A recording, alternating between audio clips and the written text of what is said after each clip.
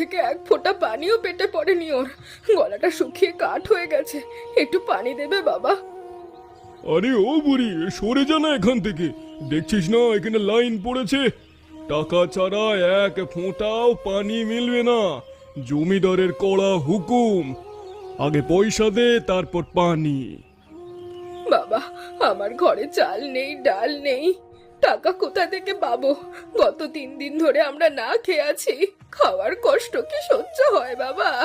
কিন্তু পানির পিপাসা যে আর সহ্য হয় না। পেটটা মরে যাবে গো। দোহাই তোমার, এক কলসি পানি দাও।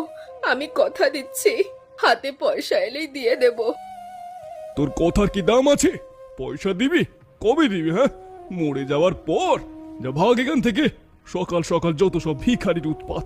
এই কালু, এই পটল, তোরা দেখছিস কি? পানি নিতে হলে টাকা বের কর, আর না হলে সরে যা। ঠিকই তো ভীমদা, এদের প্রশ্রয় দিলে মাথায় উঠবে।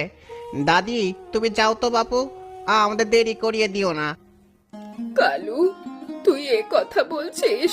তোকে আমি ছোটবেলায় কোলে পিঠে করে মানুষ করেছি। আজ আমার নাতনিটা পানির অভাবে ধুঁকছে আর তুই মুখ ফিরিয়ে নিচ্ছিস? ভীম বাবা, তোমার পায়ে পড়ি। আমার জন্য না, ওই এতিম মেয়েটার জন্য তো একটু দয়া করো। অনেক হয়েছে নাটক। দয়া মায়া জমিদারের নেই। সামনে থেকে। হায় রে কপাল, কলসিটাও গেল আমার। এখন আমি কি করে পানি নেব? ওরে রানী, আমি তোর জন্য পানি নিয়ে যেতে পারলাম না রে। কলসি যখন ভেঙেছে, আর দাঁড়িয়ে থেকে কি লাভ? এবারে সোজা বাড়ি যা। আর শোন, দ্বিতীয়বার যদি এখানে দেখেছি, তবে লাঠি পেটা করে ঘর ছাড়া করবো একদম। ঠিক আছে বাবা, ঠিক আছে। আজ আমার গায়ে জোর নেই, পয়সা নেই বলে তোমরা আমাকে কুকুর বিড়ালের মতো দাঁড়িয়ে দিলে তো। কিন্তু মনে রেখো, উপরওয়ালা সব দেখেছেন। দিন সবার একরকম যায় না।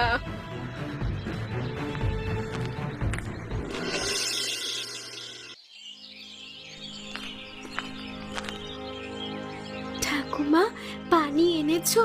খুব তেষ্টা পেয়েছে, আর পারছি না। না রে দিদি ভাই, আনতে পারিনি। ওরা আমাকে পানি দিল না, উল্টে ধাক্কা দিয়ে ফেলে দিল। আমার কলসিটাও ভেঙে দিয়েছে। এই গ্রামে মানুষের দয়া মায়া কিচ্ছু নেই। এরা পিশাচ হয়ে গেছে। তাহলে আমরা কি করব ঠাকুমা? পানি না খেলে তো মরে যাব। আমরা আর এই গ্রামে থাকবো না। যেখানে মানুষের দাম নেই, সেখানে থাকার চেয়ে জঙ্গলে থাকা ভালো। চল রানী, আমরা আজই গ্রাম ছেড়ে চলে যাব। কোথায় যাবো ঠাকুমা? আমাদের তো কেউ নেই। ওই দূরে যে জঙ্গল দেখা যায়, তার পাশ দিয়ে যে নদী বয়ে গেছে, শুনেছি সেখানে কেউ থাকে না। কিন্তু সেখানে নদী আছে। নদী তো আমাদের ফিরাবে না। নদী কোনো টাকা চায় না রে।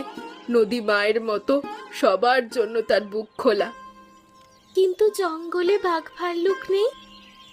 গ্রামের এই মানুষগুলোর চেয়ে বনের বাঘ ভাল্লুক অনেক ভালো। তারা অন্তত অকারণে কষ্ট দেয় না। চল, আর দেরি করিস না। এই ছেঁড়া কাঁথার হাড়িটা নিয়ে নে। এই ভর দুপুরে নাতনিটাকে নিয়ে কোথায় যাচ্ছ? চলে যাচ্ছি। এই গ্রামে পানির চেয়ে টাকার দাম বেশি। আমার নাতনিটা তৃষ্ণায় মরছে, কেউ এক ফোঁটা পানি দিল না। তাই চলে যাচ্ছি নদীর খোঁজে। দিদি, আমায় ক্ষমা করো। আমাদেরও সামর্থ্য নেই যে জমিদারকে অমান্য করি। তোমরা সাবধানে থেকো। আশীর্বাদ করি বোন, তোমরা ভালো থেকো। কিন্তু যেদিন বিপদে পড়বে, সেদিন বুঝবে গরিবের চোখের জলের কত দাম। ঠাকুমা, নদীর পানি তো ঘোলা। এই পানি খেলে তো অসুখ করবে। আমরা কি খাবো? চিন্তা করিস না দিদি ভাই, উপরওয়ালা যা করেন মঙ্গলের জন্য করেন। তুই ওই যে কলা গাছগুলো দেখছিস, ওগুলো আমাদের জীবন বাঁচাবে। কলা গাছ? কলা গাছ দিয়ে কি হবে? গাছে তো কলাই নেই। কলা না থাক, পানি তো আছে। কলা গাছের পেটের ভেতর পরিষ্কার পানি থাকে, দেখবি।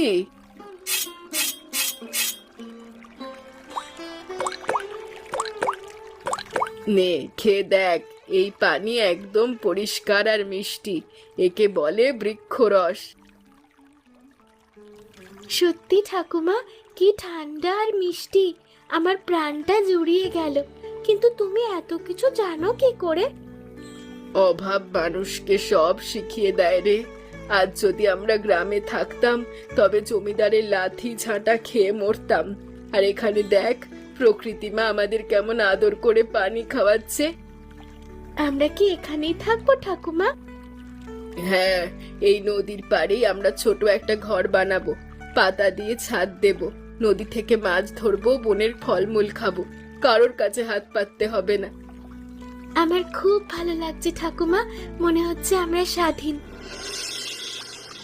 ঠাকুমা, দেখো কত মেঘ করেছে, আজ অনেক বৃষ্টি হবে, তাই না?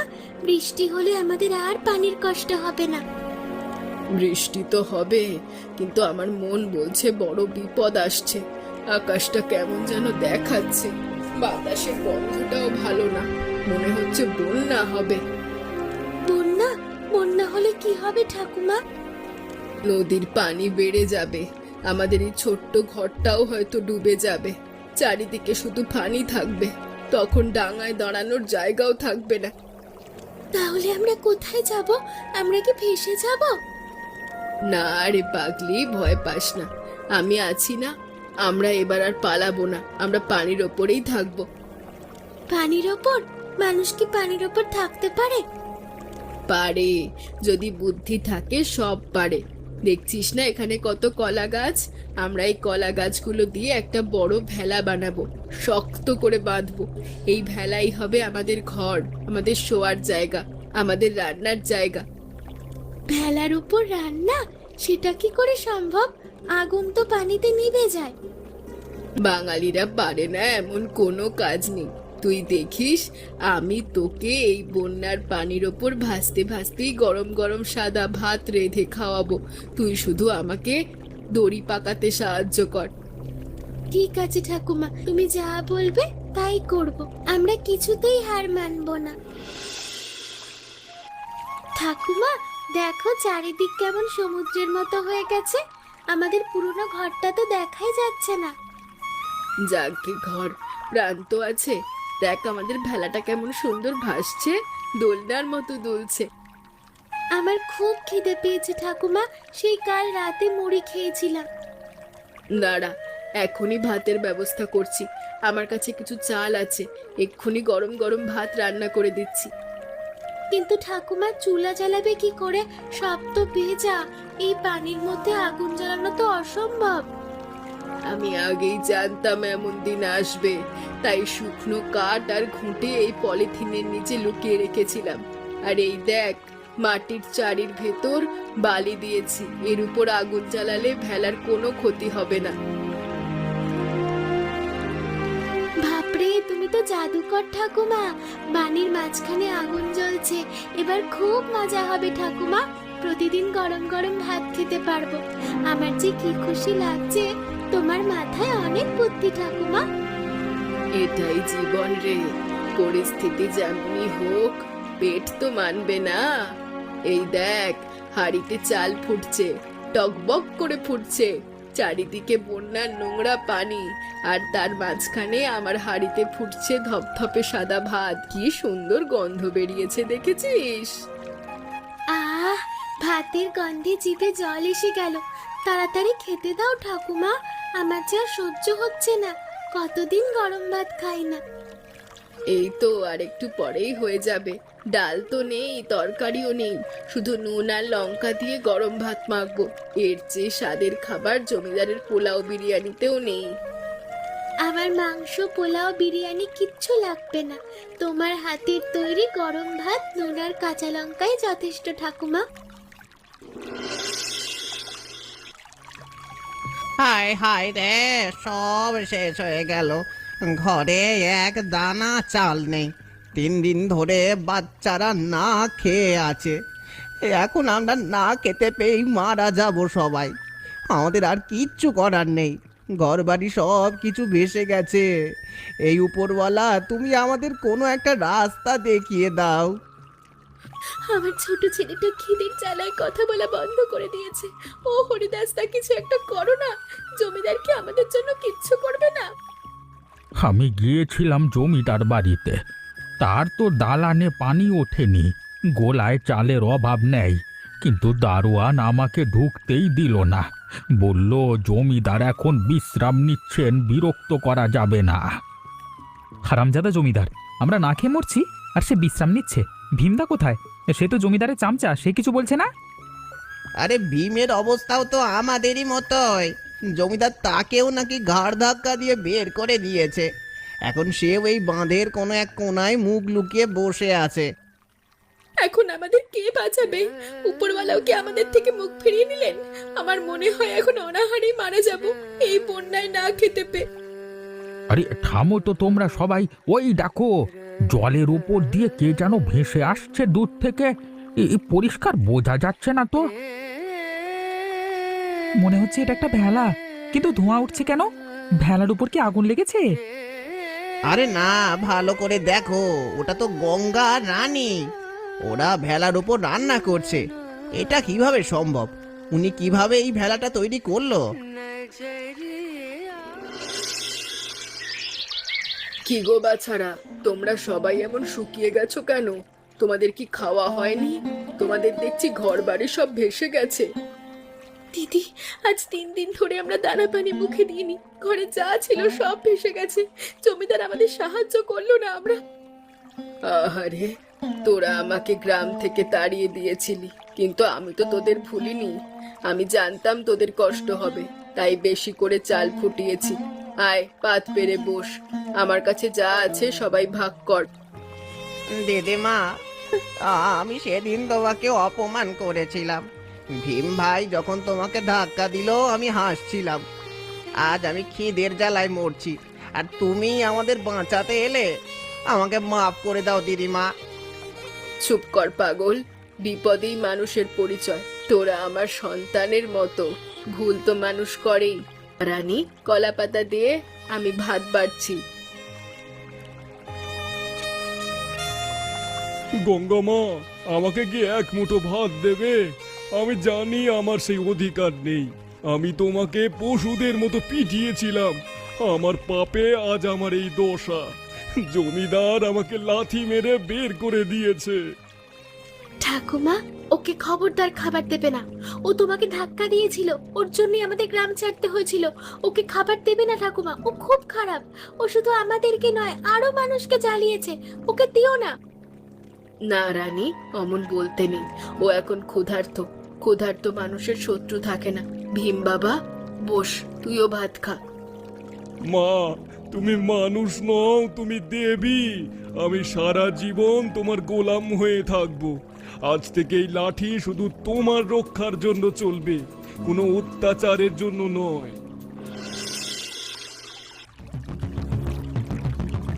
সব বেঈমান, সব পালিয়েছে। ভীমটাকেও তাড়িয়ে ভুল করলাম কি? না না না না না, আমি জমিদার রুদ্রপ্রতাপ। আমার আবার কিসের ভয়? পানি নেমে গেলেই নতুন লোক রেখে দেব।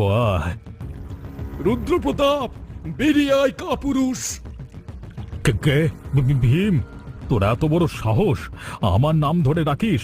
তোর সাহস দেখে তো আমি অবাক হয়ে যাচ্ছি। আমার পা চাটা কুত্তা, তুই কিনা আমার নাম ধরে রাখছিস?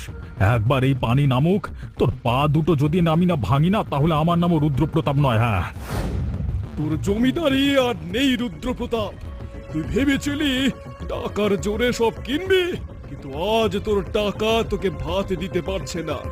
আজ তোর কারণে গ্রামের মানুষ না খেয়ে মরছে। আজ আমরা এর বিচার চাই। চুপ কর বলছি। আমি এখনই বন্দুক বের করব আর সব কটাকে পাখির মতো গুলি করে মারব। আর আমার ক্ষমতা সম্পর্কে তোদের ধারণা আছে। একবার এই বর্ষাটা কমুক, এরপরে সব কটাকে কিভাবে সায়স্তা করতে হয় আবার ভালোভাবে জানা আছে। তোর বন্দুকে গুলি নেই রে শয়তান, আর থাকলেও আজ আমরা ভয় পাই না। গঙ্গা মা আমাদের শিখিয়েছেন, মানুষ একে অপরের পাশে দাঁড়ালে জমিদারের বন্দুকও হার মেনে যায়। জমিদার, তুমি আমাদের কুয়োর জল খেতে দাওনি। আজকে তোমার বাড়ির চারিদিকে জল, কিন্তু তুমিও এক ফোঁটা ভালো জল পাবে না। তোমরা কি করতে চাও? আর এখানে কেন এসেছো? আমার ঘরে এক পাও বাড়াবে না। আমরা তোমার বাড়ির কুয়োয় গোবর আর কাদা ফেলে দিয়েছি, এখন তুমিও আমাদের মতো নোংরা জল খাও। না না না, এটা হতে পারে না। পানি ছাড়া আমি বাঁচবো কি করে? আমি তো পানি ছাড়া মরেই যাব। তোরা যদি আমার সাথে এমন করিস, এর ফল কিন্তু ভালো হবে না। যেভাবে গঙ্গা দিদিকে বাঁচাতে বাধ্য করেছিলি সেইভাবেই বাঁচবি। তুই যা কর্ম করেছিস তার ফল তোকে ভোগ করতেই হবে। পানি না খেয়ে অনাহারে মর শয়তান। না না না না, তোমরা আমার সাথে এটা করো না। আমি তোমাদের সব কথা শুনবো, এখন থেকে সব কথা শুনবো। শোন বাবারা, আমরা হিংসা দিয়ে হিংসা জয় করব না। আমরা ওর মতো অমানুষ হব না। ওকে শিক্ষা দেওয়া হয়েছে, এটাই যথেষ্ট। ও এখন বুঝুক পিপাসা কেমন লাগে। কিন্তু দিদি, ও যদি আবার ক্ষমতা ফিরে পায় তবে আমাদের উপর দ্বিগুণ অত্যাচার করবে। আমরা কেউ আর এই গ্রামে থাকতে পারবো না। না মোড়ল কাকা, ওর দিন শেষ। ওর সব পেয়াদা পালিয়েছে। কাল সকালেই আমরা ওর গোলা ভেঙে সব চাল বের করে আনবো। ওই চাল আমাদের পরিশ্রমে তৈরি, ওটা আমাদের হোক। ঠাকুমা, আমরা কি ওই চাল দিয়ে আবার সবার জন্য ভাত রান্না করব? হ্যাঁ রানী, কাল পুরো গ্রাম মিলে ভোজ হবে। কেউ না খেয়ে থাকবে না। এই গ্রামের সবাই এখন থেকে ভালোভাবে জীবন যাপন করবে, পেট ভরে খাবে। কারোর আর খাবার বা জলের সমস্যা হবে না। আমরা সবাই সবার পাশে থাকবো।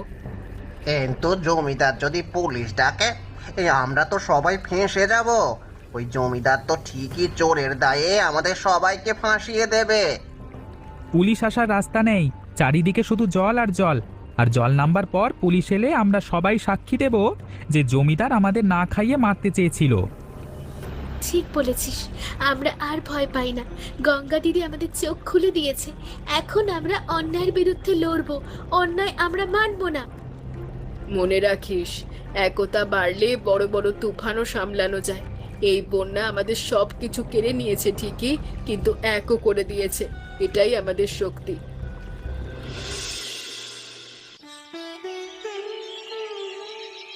ভাই সব, আজকে আমাদের আনন্দের দিন। এই বন্যায় আমরা অনেক কিছু হারিয়েছি, কিন্তু আমরা ফিরে পেয়েছি আমাদের মনুষ্যত্ব। আর এর সব কৃতিত্ব গঙ্গা দিদির। তিনি যদি আমাদের পথ না দেখাতেন তবে আমরা না খেয়েই মরতাম।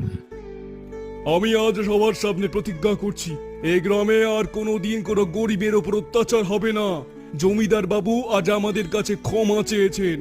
তিনি রাজি হয়েছেন যে কুয়া সবার জন্য উন্মুক্ত থাকবে, আর কেউ টাকা দিয়ে পানি কিনবে না। আমাকে ক্ষমা করো তোমরা। আমি অর্থের অহংকারে অন্ধ হয়ে গেছিলাম। একা ঘরে পিপাসায় কাতর হয়ে আমি বুঝেছি এক ফোঁটা জলের দাম হীরার চেয়েও বেশি। আজকে থেকে আমার ভান্ডার সবার জন্য খোলা। রুদ্রপ্রতাপ, তুমি যে ভুলটা বুঝতে পেরেছো, এটাই বড় কথা। আমরা সবাই একই মাটির সন্তান, সুখে দুঃখে মিলেমিশে থাকবো। ঠাকুমা, দেখো আজ সবাই হাসছে, আমার খুব আনন্দ হচ্ছে। আমাদের গ্রাম যেন সারা জীবন এমনটাই থাকে। আমরা সবাই একসাথে এভাবে থাকলে কখনো খরা বা বন্যা আমাদের কোনো ক্ষতি করতে পারবে না। এই হাসিটাই তো আসল রে। সাদা ভাত যেমন খিদে মেটায়, তেমনি ভালোবাসা মানুষের মনের জ্বালা মেটায়। আমাদের গ্রাম এখন ভালোবাসায় ভরপুর। এখন থেকে কেউ কাউকে ছোট করবে না, আর কষ্টও দেবে না। আজকে সবাই মিলে খিচুড়ি রান্না করব। চলো সবাই সরঞ্জামগুলো জোগাড় করি।